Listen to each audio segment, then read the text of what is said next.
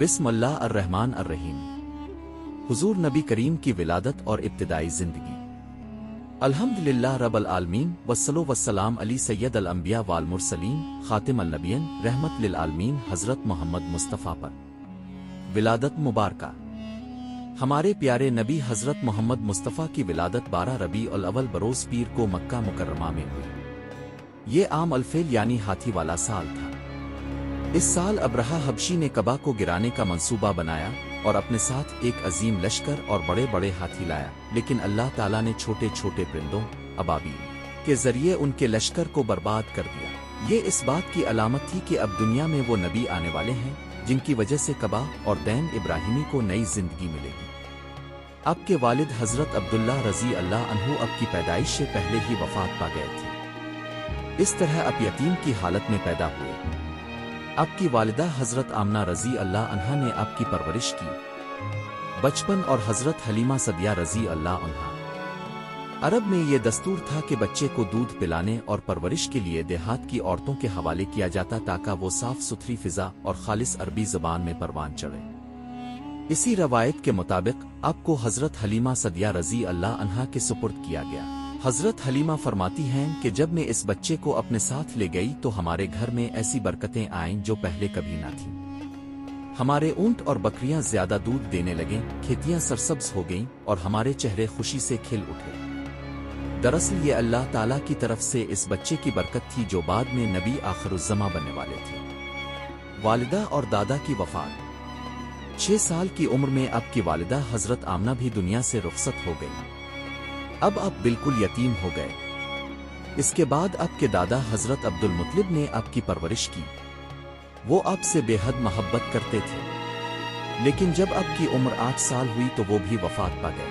फिर अब के चचा हजरत अबू तालिब ने अब की कफालत की। हजरत अबू तालिब गरीब थे मगर उन्होंने हमेशा अब की मदद और हिफाजत की और कभी अब को अकेला न छोड़ा। नौजवानी। बचपन से ही अब की तबीयत निहायत सच्ची, नरम दिल और ईमानदार थी। अब कभी झूठ नहीं बोलते थे, कभी किसी का हक नहीं मारते थे और हमेशा वदा पूरा करते थे। मक्का के लोग अब को अल-सादिक, सच्चे और अल-अमीन, अमानतदार के लक़ब से याद करते थे। जब अब जवान हुए तो तिजारत शुरू की। अपने हजरत खदीजा रजी अल्लाह अन्हा का माल लेकर शाम का सफर किया। वहां भी अपने अपनी दयानतदारी और अच्छे अखलाक से लोगों के दिल जीत लिए।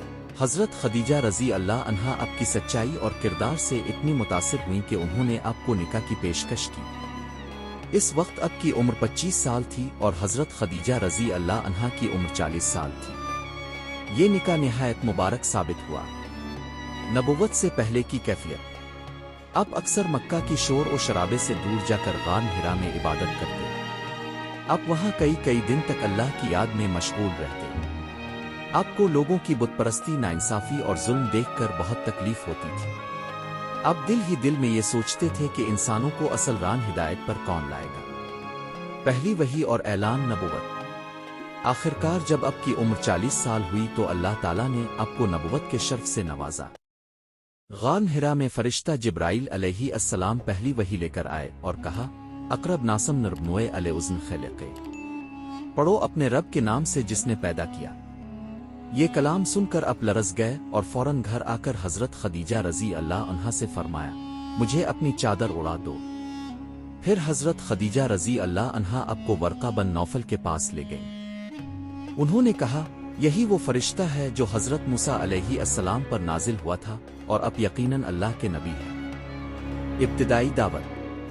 अपने सबसे पहले अपने घर वालों को इस्लाम की दावत दी।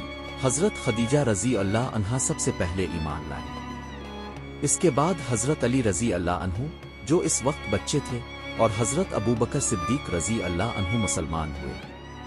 आहिस्ता आहिस्ता इस्लाम की रोशनी फैलने लगी, मगर मक्का के बड़े सरदार अब के दुश्मन बन गए। उन्होंने आपको तकलीफें दें, बुरा भला कहा और हर तरह से रोकने की कोशिश की, लेकिन अपने सब्र और इस्तिकामत के साथ दीन की दावत जारी रखी। सबक और नसीहत।